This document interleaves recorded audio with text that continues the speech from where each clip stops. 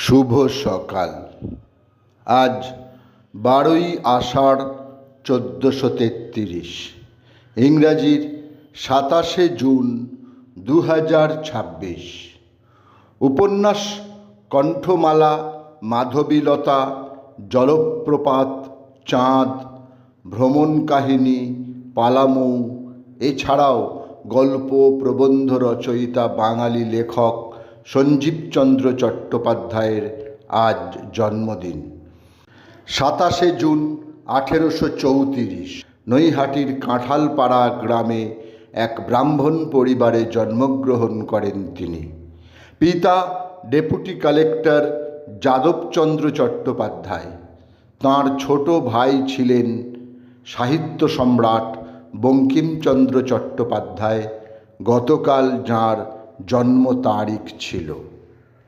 Helen Adams কেলার বা Helen Keller বাক, শ্রবণ ও দৃষ্টি প্রতিবন্ধিত্ব নিয়ে মাত্র 24 বছর বয়সে স্নাতক ডিগ্রি অর্জন করেন এবং পরবর্তীতে ডক্টরেট ডিগ্রি অর্জন করেছিলেন।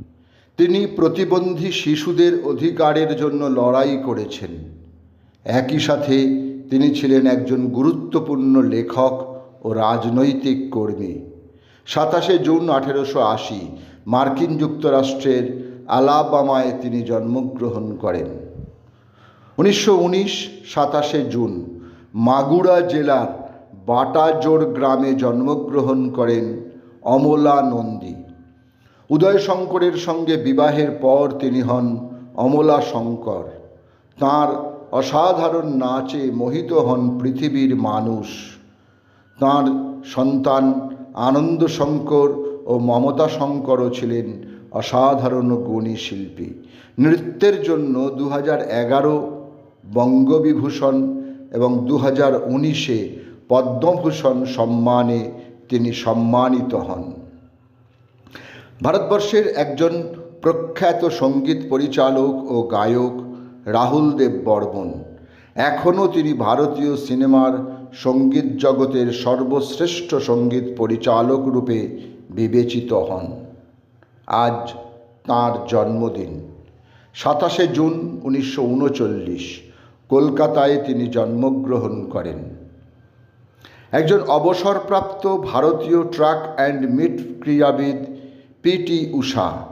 তিনি ট্র্যাক অ্যান্ড মিট ফিল্ডে ভারতের সর্বকালের সেরা ক্রীড়াবিদদের মধ্যে অন্যতম। আজ তাঁর জন্মদিন। 27শে জুন 1964 কেরালার পাওলি গ্রামে তিনি জন্মগ্রহণ করেন। মহারাজা রঞ্জিত সিংহ, যিনি ছিলেন শের-ই পাঞ্জাব নামে পরিচিত, তিনি শিখ সাম্রাজ্যের প্রথম মহারাজা। বিভিন্ন ধর্মের ও বর্ণের পুরুষদের তিনি তাঁর সেনাবাহিনীতে এবং তাঁর সরকারের কর্তৃত্বের বিভিন্ন পদে বহাল করেছিলেন। এর থেকেই প্রমাণিত তিনি ছিলেন একজন ধর্মনিরপেক্ষ রাজা। 27শে জুন 1839 ঘুমের মধ্যেই তাঁর মৃত্যু হয়। না জাগিলে সব ভারত ললনা, এ ভারত আর জাগে না জাগে না।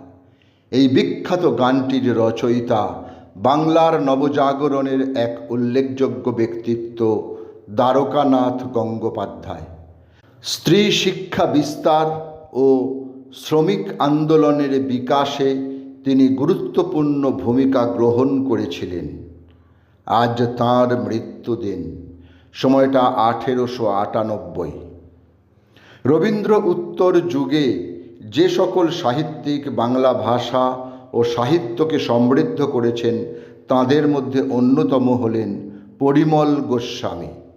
তিনি ছিলেন বিশিষ্ট প্রাবন্ধিক, রসরচনা ও ব্যঙ্গাত্মক রচনার জন্য প্রসিদ্ধ। তাঁর উল্লেখযোগ্য গ্রন্থগুলি হল দুষ্যন্তের বিচার, ঘুঘু, পুরুষের ভাগ্য, পথে পথে ইত্যাদি। 27শে জুন 1967 78 বছর বয়সে কলকাতায় তিনি পরলোক গমন করেন। 27শে জুন 1979 বাংলাদেশের রাজশাহীতে পরলোক গমন করেন স্বনামধন্য বাংলাদেশি কবি, ঔপন্যাসিক, শিশু সাহিত্যিক, সাংবাদিক ও চিত্রকর বন্দে আলী মিয়া।